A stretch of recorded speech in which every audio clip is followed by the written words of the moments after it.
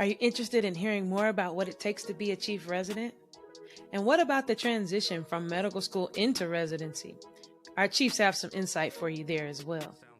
And you can't forget the Bolus Round, our rapid fire round, which you'll hear some interesting answers to these questions coming soon. But you got to stick to the end to find out how Dr. Shenell Reynolds and Dr. Christel Wekon-Kemeni from UNC Chapel Hill Pediatric Residency Program and Dr. Kristen Solomon from the Emory Pediatric Residency Program, how they answered these Bolus Round questions. These are all amazing chief residents from 2 great programs, and let's jump into part 2 of the BMed Podcast Chief Edition episode.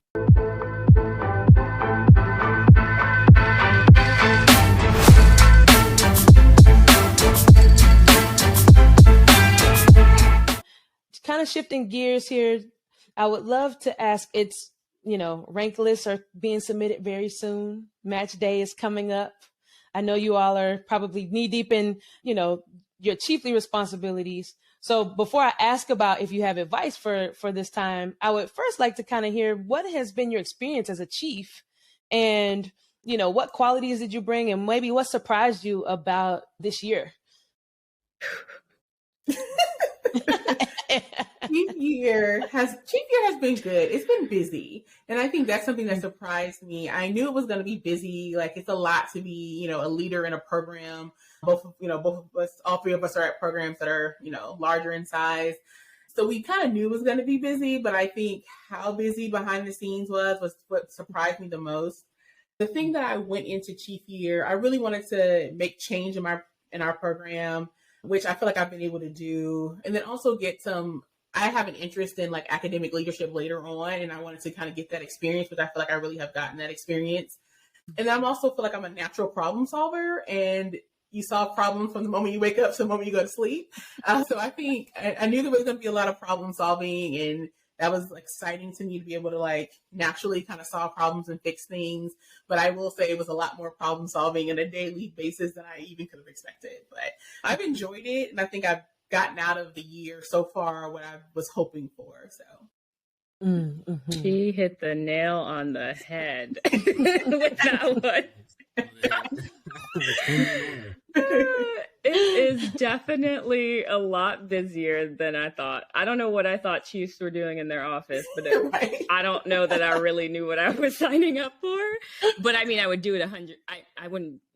I wouldn't do 2 years of chiefdom, but I would do it again. I would make the decision to be a chief again. Yeah. But it is busy. And I think, one of the things that now as I reflect on how busy the year was, we were given the opportunity to moonlight. And so, coming out of residency where you're making little to nothing, I was like, heck yeah, I want to work that shift and make $1,000.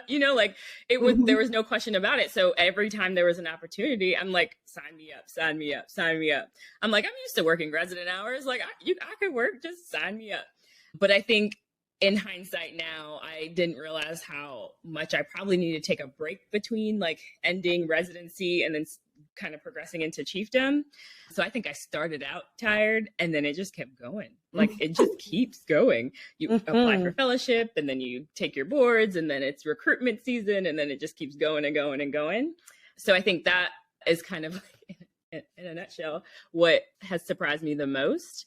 But what I will say is that it's had so many great things that I don't think that I realized were going to be a part of the job. So a lot of connections that I've been able to make with not just like mentors, some amazing people kind of throughout the nation, just because of the opportunities being a chief, but then also the connection with the residents, right? Like you're their point person. So when something's going on, yes, you have to be a problem solver more than you could ever know.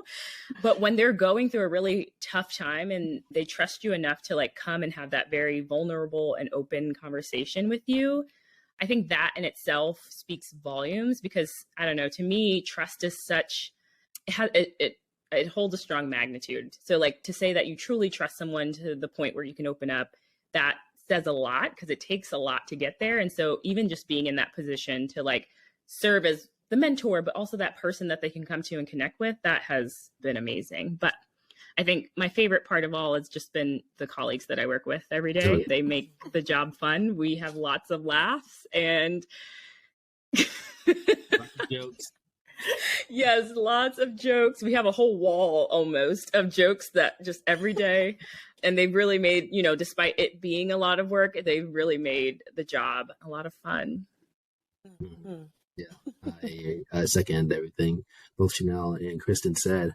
Chief Gear has really been, it's been really busy, of course, but it's also been a blast. Like, I've had so much fun with people I've worked with. They really make the job like so much more bearable, and look forward to coming in to work all the time because, just being able to work with the people, work with your like really good friends on a job is just like, you can't really beat that. And, being there for the residents, time of need, it really is an honor and something that, we take seriously. And I really, it's just amazing to be in that position to really, like Shenell was talking about, trust, to be someone that people can trust in, confide in. Colleagues that I've worked with for the past couple of years didn't really know much about their lives, and then now I'm suddenly like their boss and confiding in me a lot of different things. It's really an honor to be able to be that person that they can lean on. In terms of things that I was surprised about, scheduling is nuts. Boy. Dun, dun, dun. Like, I knew scheduling was going to be tough, but oh my gosh, like the nitty gritty, you change the tiniest things and it has this cascade effect and it affects all these different people in all these different ways. And then you make the schedule perfect, and then someone throws a landmine and says, hey, actually, I want to request this. And you're like, yo, I just made the schedule. I just perfected this beauty schedule. They get accepted to those wonderful conferences for their wonderful research, and you're like, congratulations! You're excited, but you're like, okay, now to come up with a coverage plan. Yay! Like, and I think that's what Chief here has really taught, like flexibility. Like everything, no such thing is like really being done, and like that's just it, and it's over with. It's like you just have to like be flexible all the time. Exactly. Just roll with punches all the time. And and then like going on those lines, like another thing that surprised me as well was just how easy it is to to overload yourself. Like you have all these opportunities coming at you, and you're like, especially at the start of the year, you're like, I want to do that, I want to do this, I want to be in this community, I want to make all this change. And then you very quickly realize that you are way over your head at times. You're like, well, I don't have time to do the things that I really, really want to do, because those things that you sign up for turn out to be other things that you didn't really anticipate. And you're like, wait, that's not really what I signed up for, but now you're stuck. And so it's really easy to, take on a lot more than you can really handle, especially since you're doing so much as a chief. Like, you still have your clinical responsibilities as an attending. And so like getting used to that and having those responsibilities, but then also doing scheduling, calling in backup, being on call, answering emails. You name it, meetings, like there's so much that you have to do and have to juggle that it can become really overbearing really quickly. So you definitely have to check yourself and, get your colleagues to check you as well as you checking your colleagues, because, we're all people that really want to help everybody, and we all really, want to make people around us better. And in order to do that, we give a lot of ourselves. And so we have to also make sure that we, fill our cups as well, which is something I really had to learn this year. You learn how to say no. That is the thing that I think that we don't know how to do very well. And it, like he said, like your cup just we have a joke. Someone tried to say that their cup was, your cup runneth over, and said their plate runneth over. And I was like, I don't think that's how that saying goes. Maybe like their cup and their saucer was running over too. So they were really overloaded. Now we're giving grief about it every time we see him. Oh man, I walked away with a new saying, your plate runneth over. Okay. I'm gonna use that in a meeting. I can't do it. My plate runneth over.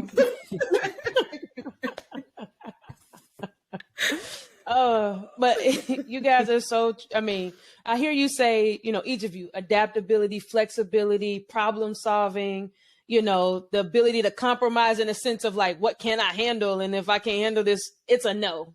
My plate runneth over. So I'm seriously gonna use that one. Oh boy. So, as we transition, you're at the finish line of interview season.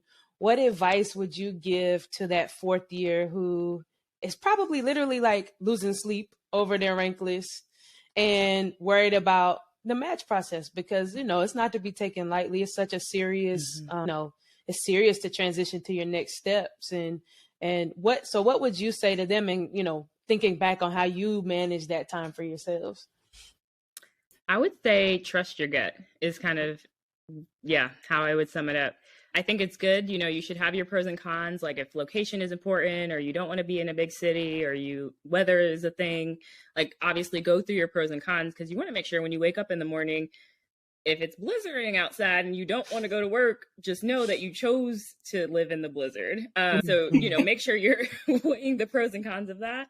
But then go with your gut. It's a feeling that you get and that you can't ignore, and that usually leads you in the right way. I don't know anyone that has said that sent them down the wrong path, because it's really like the connection you make and the people you're around that make your residency experience the experience it is. It's not the finites of how many calls do you do, and is there food, and do you get free coffee? Like, it's not that. It's like the culture of where you are going and the people you're going to be surrounded by that truly make the experience what it is. Ditto. Like, your 3 years are going to be tough no matter where you go. You're going to be working a lot. You're going to get a lot of training. You're going to not get as much sleep as you used to getting. Things are going to be hard. You said it right. Not getting a lot of sleep. You trying to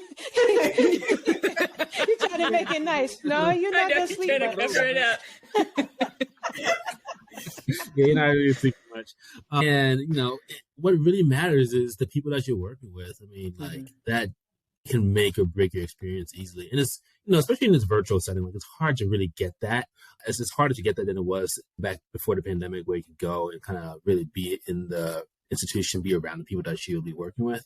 But, it kind of goes back to, trusting your gut, your reaction as to what your experiences were like on your interview day, as to the best of your ability. And then also, when you're ranking a list, rank it in a way that, the top several, like, you really wouldn't mind going to, because things can happen, and you want to give yourself the maximum chance to go somewhere that you really wouldn't mind going to.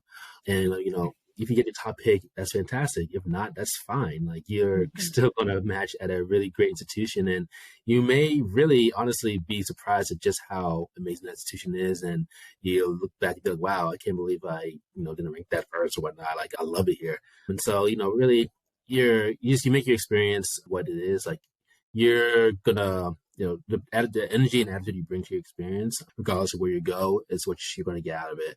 So, all that to say, you've done the hard part, which is interviewing at these places. You've scoped everything out, Even before that, like getting through med school. Like, you have done the work. Exactly. You put in the work. Exactly. So you're going to be good no matter what. Yeah. So I agree with, like, the gut feeling sense of, like, making that rank list. I mean, I took a lot of notes, but I wasn't a big spreadsheet person. So people have, like, every little detail.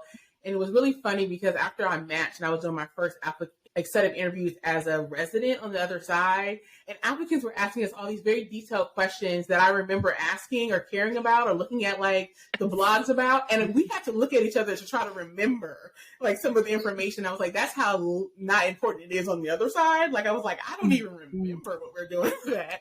So just kind of remembering, like, some things that seem big. But when picking up a residency, like everyone said, you're going to work hard, you're going to get the training. So, of course, go to a place where you feel like you're going to get good training or maybe have those mentorship opportunities for your next step. But also knowing that, your schedule is not as in your control as you want. So if being around family is super important to you, or like having access to family, if your entire family's in California, maybe New York is not the program, so you just have to really think about those things. Or you enjoy going to concerts, but, you might want to be in a city that lots of concerts come to, so you don't have to necessarily travel for those things. Or, you want to be in a certain population of people. Like, so when you leave work, you're like, maybe your residency program doesn't have a lot of diversity, but does the city have diversity? Is that helpful to be able to make friends and find community even outside of work?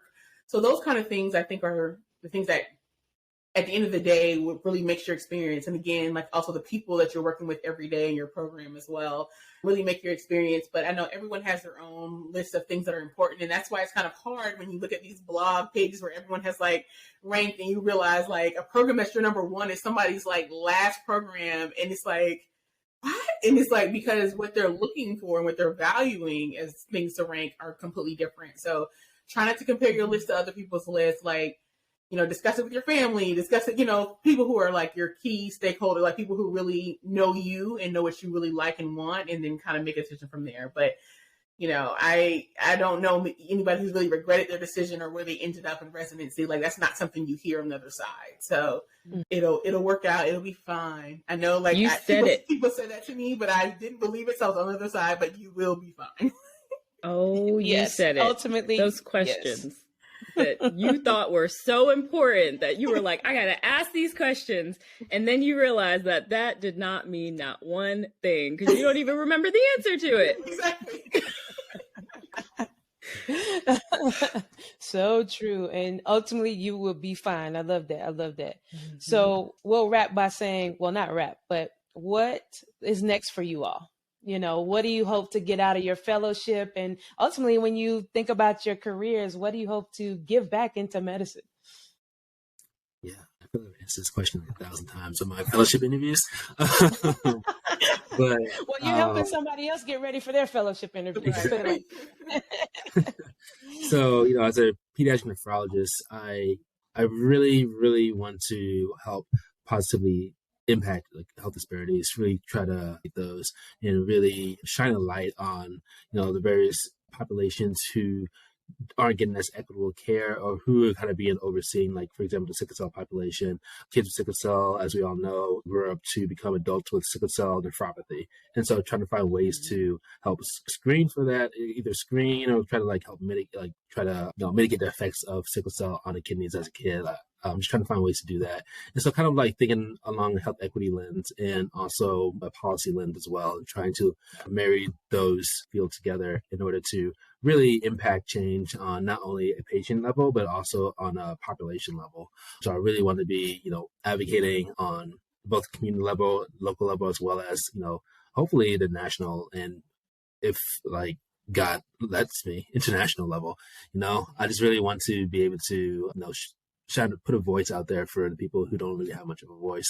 When I found that in nephrology, there are populations there that are very vulnerable and who could really use a voice. And with nephrology, pediatric nephrology already having set avenues for advocacy in that way, I just really want to be able to take advantage of that and use that to the best of my ability. And so hopefully just being a voice for the people who don't really have much of a voice overall. Mm-hmm. Love that. God willing, you'll be able to excel at that. And we need you, right? We definitely need you. So, yes. I think similar to what Christel said. Sorry, you guys. My Alexa is going to say something in a minute. I hear it. Oh, man. I'm sorry. But, oh, God. All right. But no, similar to what Christel was saying is that, oh man, I could go on this tangent forever. But one, I want to be an inspiration to others. You know, not all of us are experts like Christel. Some of us don't like to be in front of the camera all the time and just be that pretty face like Gray was calling him.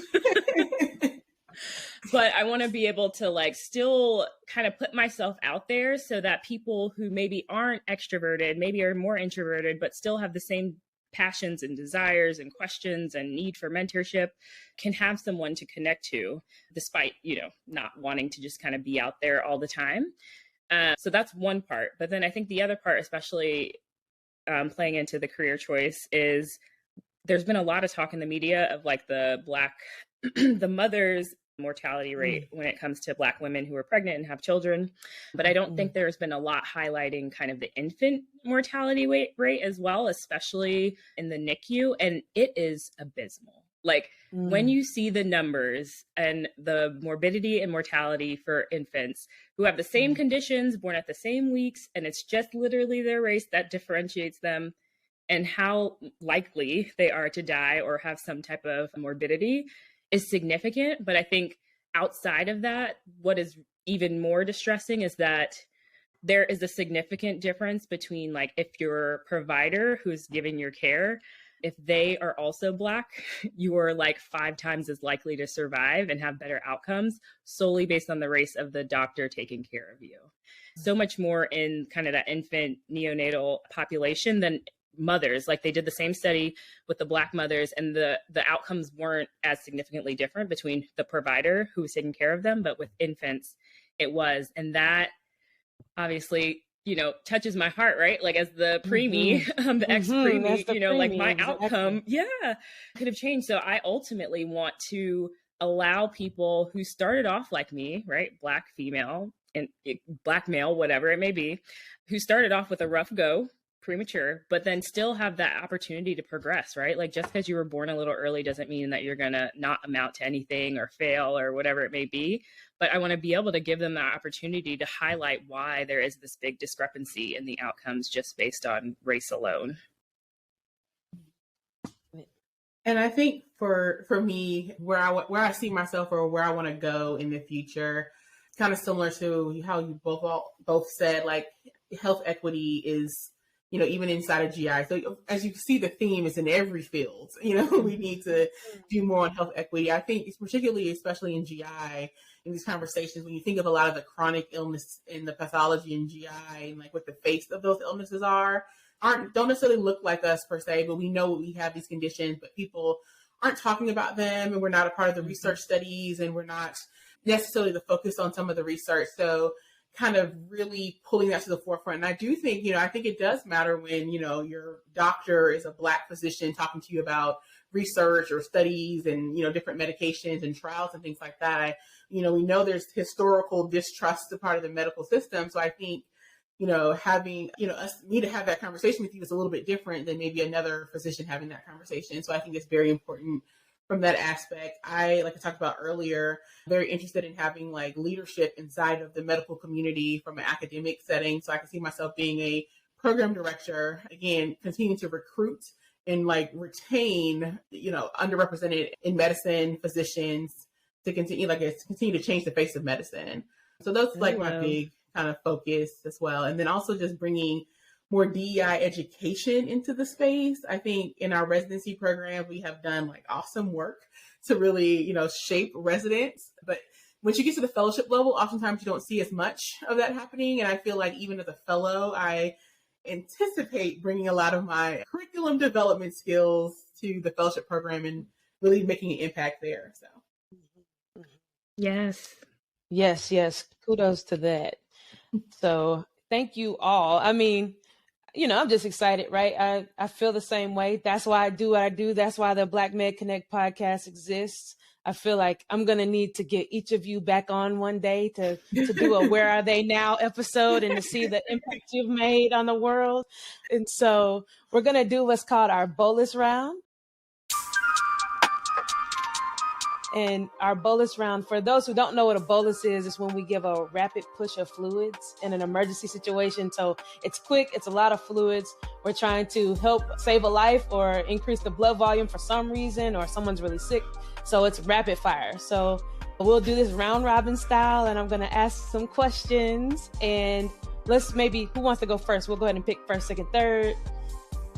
And first, right? All right. Who's next? I can go next. Okay. Then Chris. All right. So, all right. You guys ready? Drum roll. All right. So are you a sugar in your grits or butter in your grits? Ooh. Butter. Sugar. Butter. I'm from the north. We didn't have grits. So I didn't even know what a grit was until I got to Texas. So I'm used to like oatmeal. Oatmeal and porridge. That's what us Jamaicans would eat, and it's always sweet. So like I just eat it sweet because it's like that. I've heard that before. Yeah. Okay, that's fair. All right. Next question. If you had to choose one person, celebrity, prominent figure, they could be here with us or gone already, who would you want to spend the day with? You know, my first answer was going to be Barack Obama, but then thought about it. I was like, man, you know, I also really, really, really want to meet Nelson Mandela. You know, he's someone that, you know, I mean, words can't really like encompass like who he is or what he represents. And so it'd be amazing to spend a day with him. Can I have both of them? Can I spend a day with both of them together? There you go. You got it. You can have a round table. Ooh, that's a day. That's a day for you. Red table talk. Red table talk. Similar to Christel, I was gonna say Michelle. I was like, that is my girl. I've always wanted to meet her. I feel like I could sit and talk to her forever. But I had the same thing where I was like, who else? I recently saw the Tina Turner musical. And it's basically like a story of her life and like where she came from and how she got to where she was. And I was just so inspired that she overcame so much adversity, definitely in the time of where racism was still alive and well. And to get where she was despite her age, I just want to sit and talk to her and just see like how was that? How did you do it? What was your drive? Yeah. Love it. I think for me, yeah, so Michelle Obama was like the first at the top of the list, which I feel like with that came Barack Obama too. I think for Michelle Obama, I think, you know, she's been on her like book tour and stuff recently, and you know, I think, you know, she's wearing her hair in her braids and more like natural styles and things like that. She talked a lot about kind of how she, you know, didn't even want to bother with wearing braids when she was in the White House because of the conversation that was around that. But I feel like she did such an amazing job kind of like, you know, kind of maintaining herself in that role, in that position, that I feel like in a way that, you know, we are shuffled into these positions in medicine where sometimes we're in this position where like, you know, like we talked about earlier, like what side of ourselves do we show and kind of like how do we still maintain who we are. And so I think that conversation would be like a nice conversation to have, because she sat at one of the, you know, higher positions where everyone was watching and, you know, had something to say or criticize. And then my other person would be Angela Bassett because I love it. Michelle is mine too, by the way. You hear that, Michelle? If you're listening, yeah, listen to the podcast. Good job. Exactly. The Obamas, exactly. Both of you guys. Mm-hmm. All right. Next question. So, hip hop, R&B, gospel, or Afrobeats? Oh.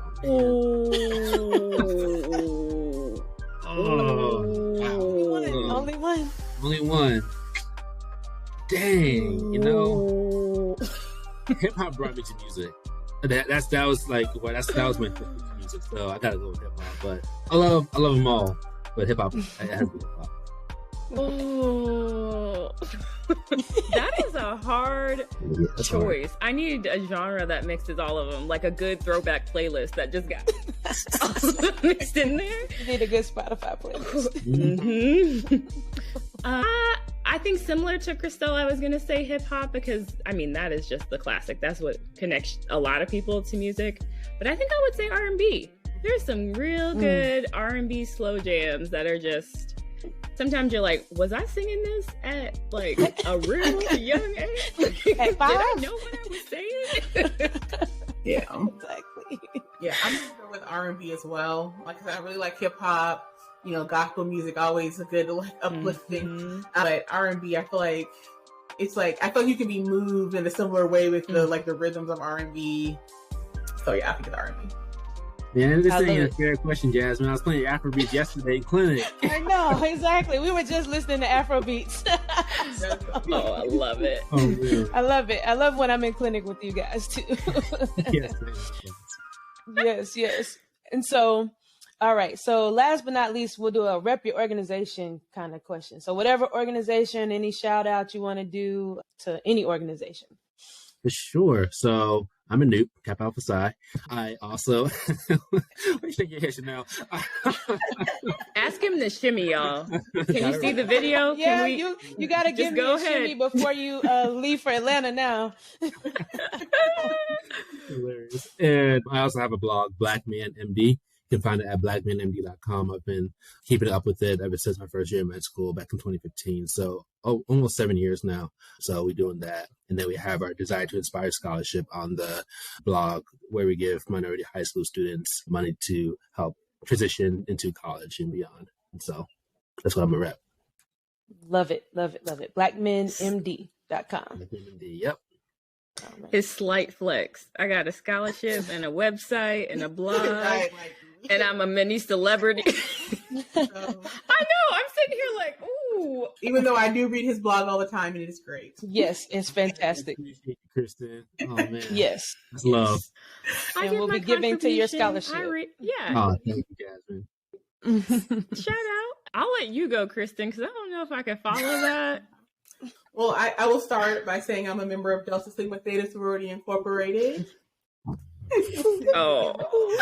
And another group that I'm a part of more recently is Next Generation Pediatrics. And it's a group that was started, it's for minorities in medicine who are interested in pediatrics. It was started by some residents, like kind of like to help fourth year med students in their transition to residency. So I kind of want to pub that because I've been a mentor for them for 2 years now. And it's just a great experience. And again, having that connection early on and kind of serving as a mentor early so then you can continue to be a mentor later. So love it. Love it. Love it. And shout out to Dr. Xavier Williams. Yep. He'll be on the show at some point to talk more about Next Gen Peds. So well, I did not pledge, but if I were to pledge, it would have been Delta. I was in a debutante and everything. I was in a Delta debutante. It was like a whole thing. But I think, one of the things that I think I'm most proud of recently is that we've started this organization. We call it TAPITA. It stands for one of the medical missions trips that we did while in undergrad, but it's a group of us, all Black health professional to some extent. There's dentistry, there's a couple of medicine people, PT, all different walks of life, but we were all at state together and we did pre-med. But this year, now that we are starting to get our adult jobs, we started a scholarship fund at my university. And one of the people who looked out for us the most was our advisor, like the academic advisor for the biomedical services. She was having a big retirement party. So we went and we collected $10,000 and surprised her with this huge check during her retirement party and established a scholarship fund in her name to then give to rising pre-medical students who need help with SAT prep or, even taking the exam or applications or whatever it may be, all the things that we struggled with as we were kind of matriculating through. It's to kind of help bridge the gap in a sense. But then in addition to that, it also serves as that mentorship, right? When you identify these people that have these needs or are interested in medicine and need someone to help guide them, when they're applying for these scholarships, they're also getting that mentorship along with it. And so that's something that I never thought I would be able to do, but being able to give back like that really meant a lot. Fantastic. Fantastic. Well, I'm sure those students are super excited. And is there a website or something you'd like to share? You can also give it to me. And I'll make sure that, yeah. And where can everyone follow you guys? Can you give your socials out if you want? If you don't, you can just say, nah, I'm good. Okay. Well, you can follow me on Instagram and Twitter at The Real Dr. Dub. That's DUB. That's how I introduce myself to my patients because no one can say my last name. And so I just shorten the W to Dub and it sticks. I haven't actually dabbled in the Twitter world. I mean, I had one back in college and then I got rid of it. But I've heard that that is where it's at. That is where you have those conversations. That's where you make those connections. So I anticipate starting one soon, and it will probably be the same handle as my Instagram, which is Sincerely Shenell. Okay. So yeah. Perfect. Well, I'll take this moment to rep iDream, our health careers boot camp for high school and college students. So if you're interested in health careers, or if you are listening and you know a Black or brown high school or college student interested in health careers, follow us and we'll let you know when our next boot camp is taking place. So thank you for your time. This has been an amazing conversation with you all. And I look forward to see where you're headed next on your journey. And until next time, I always like to say, everyone keep dreaming without limits. Bye. Love it. I hope you enjoyed this episode with Dr. Kristen Solomon, Dr. Shenell Reynolds, and Dr. Wekon-Kemeni. If you're interested in learning more and we have an exclusive behind the scenes episode, then go to bmedconnect.com/podcast and join our Black Med Connector email list. There you'll get access to the behind the scenes episode and hear a little bit more about how these 3 amazing chief residents are navigating their journey. I want to take this opportunity to celebrate all 3 of them, their accomplishments thus far, and I can't wait to see what they do next in medicine. Until next time, remember to dream without limits. Bye.